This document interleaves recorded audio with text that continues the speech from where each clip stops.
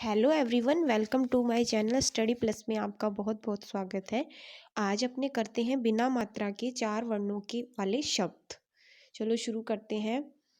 बरगद बरगद, सलजम सलजम, तरकश तरकश, अदरक अदरक, थर्मस थर्मस, कसरत कसरत, गर्दन गर्दन, अचकन अचकन, उबटन उबटन, बर्तन बर्तन, हलचल हलचल, मखमल मखमल, शलजम शलजम, चमचम चमचम, मरहम मरहम, शबनम शबनम, पनघट पनघट, जमघट जमघट,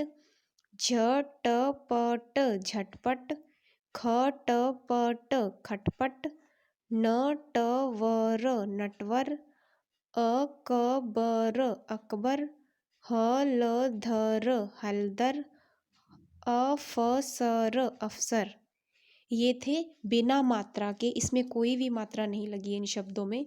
ये थे बिना मात्रा के 4 वर्णों के शब्द।